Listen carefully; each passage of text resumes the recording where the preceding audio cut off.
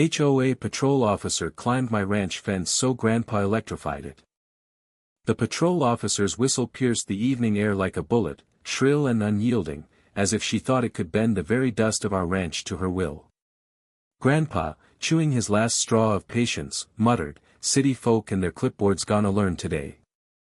This wasn't just a fence. It was our line in the sand, the boundary between our hard-won freedom and the suffocating grip of the HOA's rulebook. Our ranch, a sprawling patchwork of Wyoming dirt and dreams, had been in the family for 3 generations. It was where I learned to ride, to mend fences, to coax life from stubborn soil. But to Karen Officer Karen Matthews, it was just another plot of land to tame, another box to check on her endless list of regulations. She'd been circling us for months, ever since the HOA extended its claws into our rural corner, citing community standards for a place that thrived on being anything but standard. It started with letters. Polite at first, then sharp as barbed wire. Your barn's paint is non-compliant. Your livestock exceeds allowable limits. Your fence violates Ordinance 47B. Grandpa tossed each one into the fire, saying, "Paper burns faster than pride." But Karen wasn't one to back down. She was a storm in khaki, her clipboard a weapon, her smile as cold as a January wind. She'd show up unannounced, peering over our fence, scribbling notes about our unkempt fields or the unauthorized vegetable garden Mom tended with love. We ignored her, mostly. Until she climbed the fence. That evening, the air was thick with the promise of trouble. I was 16, hauling hay with my brother Luke when we heard the crunch of boots on gravel. Karen stood at the property line, her flashlight beam slicing through the dusk like an accusation. "This fence is 2 inches too tall," she barked, her voice carrying that smug certainty of someone who's never doubted their own power. "And those chickens are a noise violation. I'm issuing a fine unless you comply by tomorrow." Grandpa stepped out from the porch, his old Winchester rifle resting casually on his shoulder, not aimed, just present. "Lady," he said, his voice low and gravelly, "you're on my land now. Best step back." Karen didn't flinch. She climbed the fence, one polished boot after another, as if our boundary was just another rule to trample. That's when Grandpa's eyes lit up with something dangerous, something I hadn't seen since the coyote stole half our flock years back. "Luke, fetch the generator," he said, calm as death. My brother, all of 18 and built like a tractor, didn't hesitate. He ran to the shed while I stood frozen, watching Karen scribble furiously, oblivious to the storm brewing. Mom appeared, her hands still dusted with flour from supper, pleading, "Dad, don't do anything rash." But Grandpa was past reasoning. This wasn't just about a fence or chickens. It was about user way of life, our right to exist without someone's pen carving up our soul. Luke returned, dragging a tangle of wires and an old car battery. Grandpa worked fast, rigging the fence with a low-voltage current, just enough to sting but not kill. A lesson, he called it. Karen, still on our side of the fence, didn't notice until she reached to climb back. Her hand grazed the wire, and she yelped, stumbling back, her clipboard flying into the dirt. For a moment, silence hung heavy, broken only by the faint buzz of the electrified fence. Then Karen's face twisted anger, humiliation, and something like fear. "You'll regret this," she hissed, snatching her clipboard and retreating to her SUV. We thought that was the end of it. A small victory, a story to laugh about over whiskey and campfires. But Karen wasn't just a nuisance, she was a vendetta with a badge. The next morning, 2 sheriff's deputies rolled up, lights flashing. "Heard you assaulted an HOA officer," one said, eyeing Grandpa like he was a criminal. Karen stood behind them, arms crossed, her smile sharper than ever. "That fence is a hazard," she said. "Take it down, or we'll do it for you." Grandpa didn't back down. "This is my land," he said, his voice steady but his hands trembling with rage. "You want my fence? You'll have to bury me first." The deputies shifted uncomfortably, caught between their duty and the fire in Grandpa's eyes. They left with a warning, but Karen's parting words chilled me. This isn't over. Days turned to weeks, and the tension grew like weeds. Karen escalated her campaign: more fines, more inspections, even a petition to seize part of our land for public use. The neighbors, once our friends, started whispering. Some sided with her, lured by promises of order and property values. Others stood with us, but fear was spreading. Our ranch, once a haven, felt like a battleground. Then came the night of the storm. Thunder rolled in, heavy and ominous, as if the sky itself was taking sides. I was in the barn, checking on the horses, when I heard shouts. Flashlights bobbed in the distance. Karen and a crew of hired workers, armed with bolt cutters and a court order. They were coming for the fence. I ran to the house, heart pounding, and found Grandpa already outside, his rifle in hand. Mom was crying, Luke was cursing, and the kids, me little cousins, clung to each other, terrified. "Stay back!" Grandpa roared as Karen's crew approached. She stepped forward, rain plastering her hair to her face, her voice cutting through the storm. "This is legal, old man. Step aside, or you're under arrest." Grandpa laughed, a bitter, broken sound. "Legal? This is my home. You don't get to decide what's mine." The standoff stretched on, rain turning the ground to mud. Karen's crew hesitated, but she urged them forward, her clipboard raised like a shield. That's when Grandpa fired a warning shot into the air. The crack echoed, freezing everyone in place. For a moment, I thought it was over. Then Karen screamed, "Take him down," and chaos erupted. Luke tackled one of the workers, fists flying. Mom grabbed the kids and ran for the house. I stood there, useless, watching Grandpa face off with Karen, two forces of nature colliding. The workers cut the fence, wires sparking in the rain, and Grandpa lunged forward, not with his gun but with his bare hands, trying to stop them. A deputy appeared from nowhere, tackling him to the ground. I screamed, rushing to help, but Karen blocked my path, her eyes wild with triumph. "You brought this on yourselves," she said. They dragged Grandpa away in handcuffs, his face bruised but unbowed. The fence lay in ruins, our boundary violated, our pride trampled. Karen stood in the rain, scribbling her victory, as if she'd won some noble war. But as I looked at her, I saw no joy, only a hollow hunger for control. The days that followed were a blur of lawyers and court dates. Grandpa faced charges: assault, endangerment, resisting arrest. The HOA's fines piled up, threatening to bankrupt us. Neighbors turned away, unwilling to risk Karen's wrath. Mom tried to hold us together, but I saw the cracks in her strength. Luke started talking about selling the ranch, something Grandpa would have died before considering. Yet even in jail, Grandpa didn't break. He sent us letters, scribbled on scraps of paper, full of stories about the ranch's glory days. "Hold the line," he wrote. "They can take the fence, but not our heart." I clung to those words, but the weight of loss was crushing. Karen had won, not just the battle but the war on our spirit. The rain never stopped that week, as if the sky was mourning our defeat. Our ranch, once alive with the hum of family and livestock, felt like a ghost town. The broken fence gaped like an open wound, and every creak of the barn door reminded me of Grandpa's absence. Karen's victory hung over us, heavy as the storm clouds. She didn't just want compliance, she wanted to erase us, to grind our way of life into the dirt until nothing remained but her sterile vision of community standards. Mom tried to keep things normal, cooking supper and singing to the kids, but her voice cracked on every note. Luke buried himself in work, fixing what little of the fence he could, muttering curses about Karen and the HOA. I was stuck somewhere between rage and despair, replaying that night in my head: Grandpa's warning shot, the spark of the wires, Karen's smug face. I wanted to fight, but what could a 16-year-old do against a system that seemed to own the world? Then came the letter from Grandpa's lawyer. The charges were stacking up: assault with a deadly weapon, reckless endangerment, even a count of domestic terrorism, for the electrified fence. The HOA had lawyers sharper than their clipboards, and they were pushing for the maximum years behind bars, fines we'd never pay off, and a lien on the ranch. They want to make an example of him, the lawyer said, his voice grim over the phone.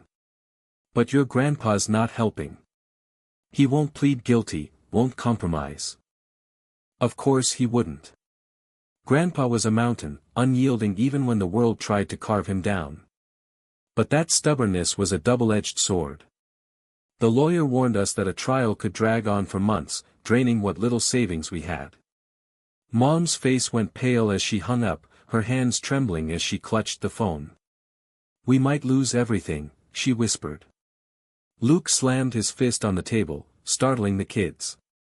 Then we fight dirty, he said. Karen's not invincible. Nobody is. That night, I couldn't sleep. The rain battered the roof, and every thunderclap felt like a challenge. I snuck out to the barn, where Grandpa's old toolbox sat, rusted but full of secrets.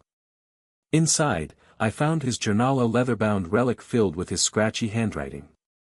It wasn't just a record of chores or livestock tallies, it was his heart, spilled onto the page.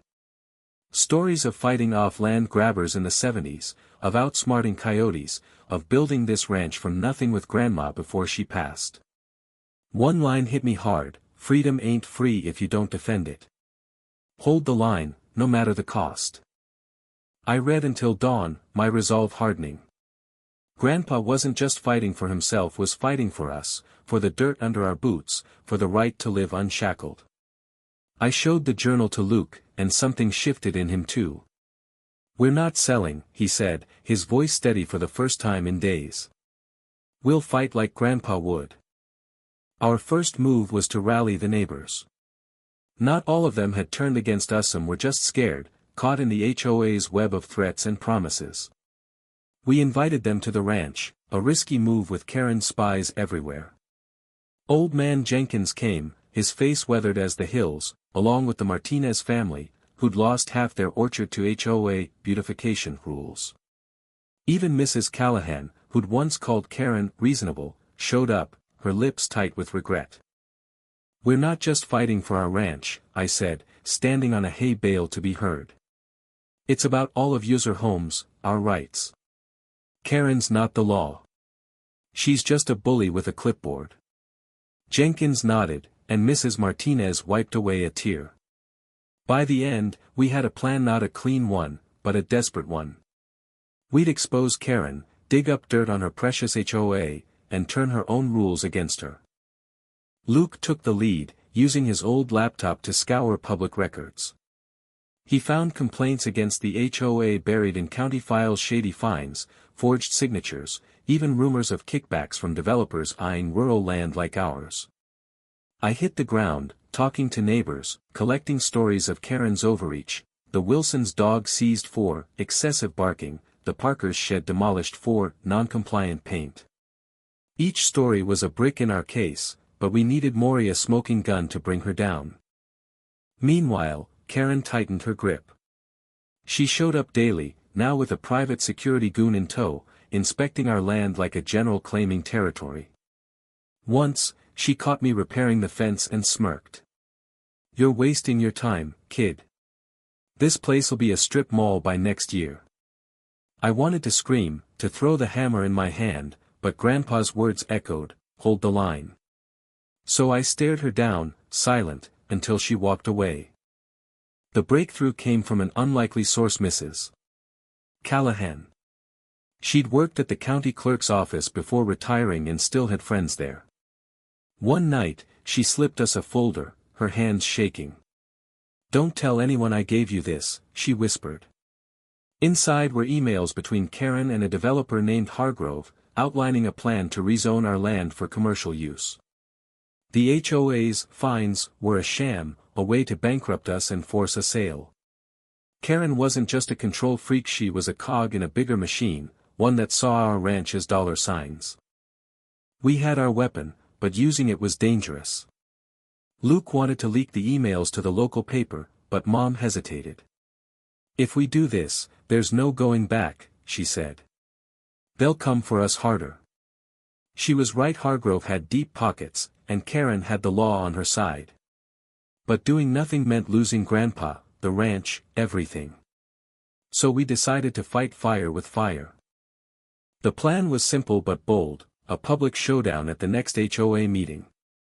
The community center was packed, a sea of nervous faces under fluorescent lights. Karen sat at the front, her clipboard pristine, her smile a mask of control. We waited until the end, when she opened the floor for comments. Luke stood first, holding the folder like a grenade. "We've got proof," he said, his voice carrying over the murmurs. "The HOA's been lying to you. Karen's selling us out to developers." The room erupted. Karen's face went white, then red. "That's slander," she snapped, banging her gavel. But Luke kept going, reading the emails aloud: dates, names, dollar amounts. Neighbors gasped, some shouted, others stared at Karen like they were seeing her for the first time. I stepped up, holding Grandpa's journal. "This ranch is my family's heart," I said, my voice shaking but strong. "You're not just taking our land, you're taking our history." "Who's next?" Karen tried to shut us down, but the crowd was turning. Jenkins stood, then the Martinezes, then others, demanding answers. Karen's security goon edged closer, but even he looked uneasy. For the first time, she was losing control. Then she made her mistake. "You're all replaceable," she spat, her mask slipping. "This town needs progress, not your backward farms." The room went silent, then roared with anger. She'd shown her hand, and it was ugly. We thought we'd won. The paper picked up the story, and the county launched an investigation. Karen was suspended, her clipboard finally still. But victory came at a cost. Hargrove's lawyers swarmed, tying us up in lawsuits. Grandpa's trial loomed, and the fines kept coming, draining our savings. The neighbors rallied, raising money and signing petitions, but it wasn't enough. The ranch was slipping away, and with it, our hope. The day of Grandpa's sentencing was gray and cold. We packed the courtroom, our makeshift family of rebels and neighbors. Grandpa stood tall, his hands cuffed but his eyes fierce. The judge read the verdict: guilty on reduced charges, 2 years in prison, and a fine we'd never pay. As they led him away, he looked at me and mouthed, "Hold the line." I nodded, tears burning, promising him we would. But the ranch was auctioned off a month later. Hargrove's company bought it, Karen's signature on the final papers. We moved to a cramped rental in town, the kids' laughter replaced by silence. Luke enlisted, saying he couldn't stay in a place that betrayed us. Mom aged overnight, her hands idle without the garden. I kept Grandpa's journal, reading it like a lifeline, but the words felt hollow now. Karen disappeared, reassigned to another town, her clipboard legacy intact. The ranch became a construction site, bulldozers tearing up our history. I'd pass by sometimes, watching the earth churn, and wonder if freedom was just a story we told ourselves. Grandpa's letters kept coming, full of fire, but I saw the truth in his shaky handwriting was breaking too. One night, I stood where the fence used to be, now just a scar in the dirt. I thought of Grandpa's laugh, Mom's songs, Luke's stubborn hope. We'd fought, we'd held the line, but it wasn't enough. The HOA, Karen, Hargrove, they didn't just take our land. They took our fight, our heart, our home. And that was the bitterest loss of all. The months after the auction were a slow bleed. Our rental in town smelled of mildew and regret, a far cry from the open air of the ranch. Mom stopped singing, her hands restless without soil to tend. The kids, once wild and free, grew quiet, their eyes glued to screens instead of the horizon. I carried Grandpa's journal everywhere, its pages worn from my constant reading, but even his words couldn't fill the void where our home used to be. The construction site where the ranch once stood churned on, spitting out concrete and steel. Hargrove's Visiona strip mall with a coffee chain and a gym was rising, erasing every trace of our legacy. Luke's letters from basic training were short, angry scrawls. "I'm done with this town," he wrote. "Nothing left to fight for." I wanted to argue, to remind him of Grandpa's mantra, "Hold the line," but the words stuck in my throat. What line was left to hold? The HOA had won, Karen had vanished, and Hargrove's bulldozers had buried our past. Yet something in me refused to let go. Maybe it was Grandpa's stubborn blood, or maybe it was the memory of that night in the rain, when we stood together against the storm. I started small, digging into the HOA's records at the library, using Mrs. Callahan's old login to access county files.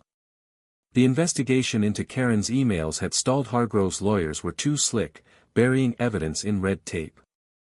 But I found crumbs: a permit fast-tracked for Hargrove's project, a zoning change slipped through without a vote.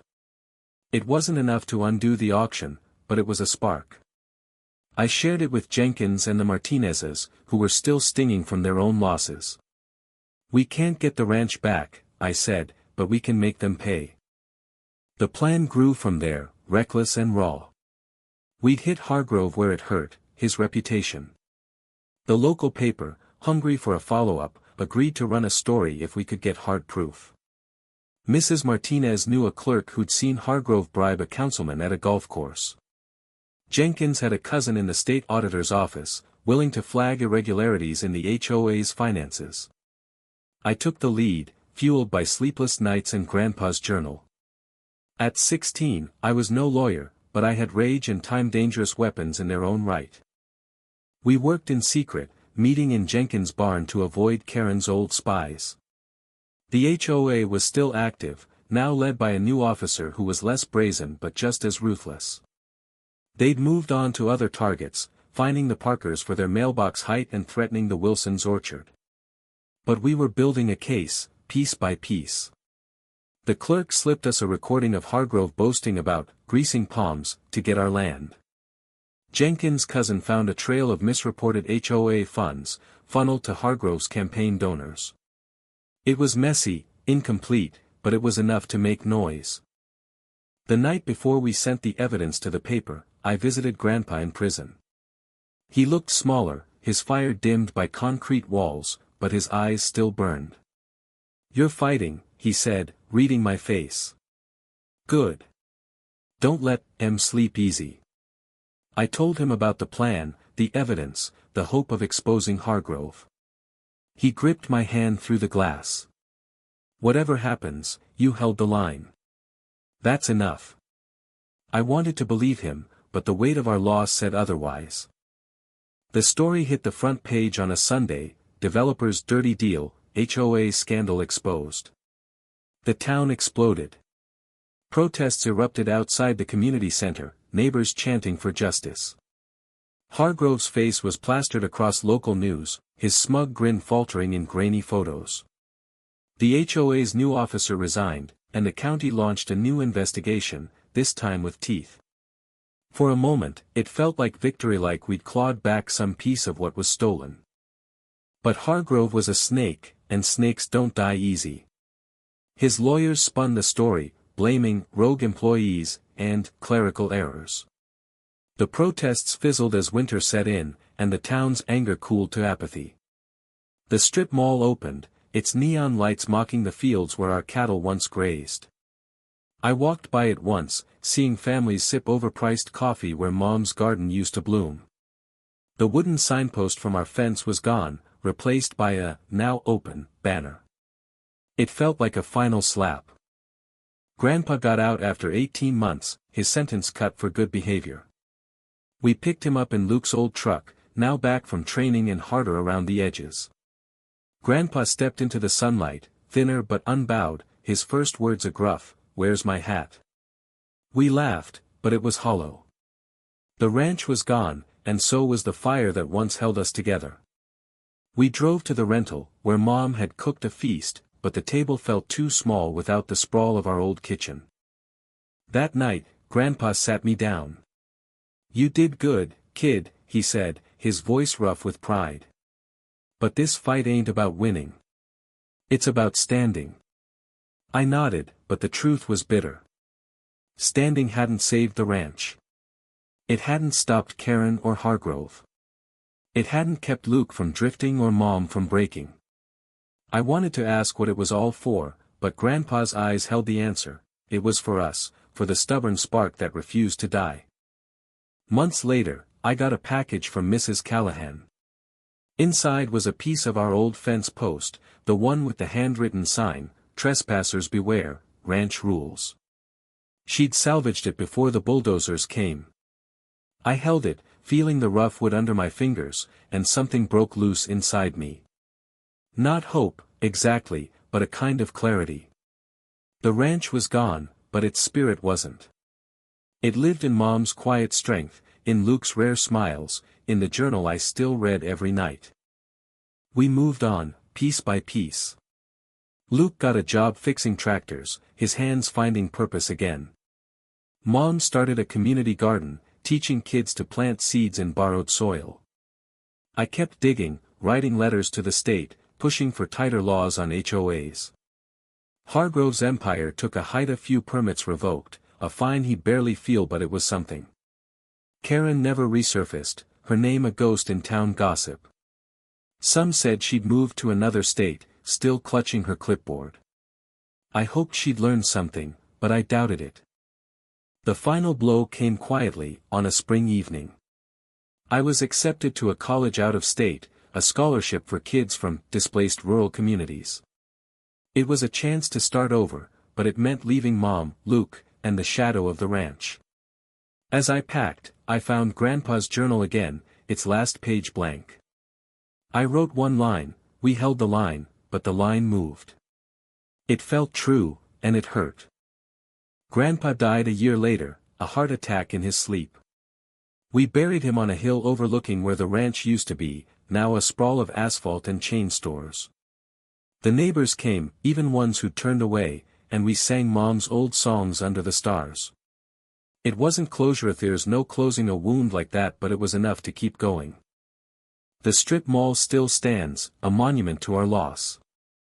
I pass it when I visit home, my college books heavy in my bag. Sometimes I see kids playing in the parking lot, their laughter echoing like ours once did. I wonder if they know what was here before, what was fought for and lost. The fence is gone, the sign is gone, but Grandpa's words remain, carved into my bones, "Hold the line." And so I do, in my own way, writing, learning, fighting for others like us. The ranch is a memory, but its heart beats in every step I take. Karen and Hargrove thought they'd won, but they didn't understand. You can take the land, but you can't take the fight. Not from us. Not ever.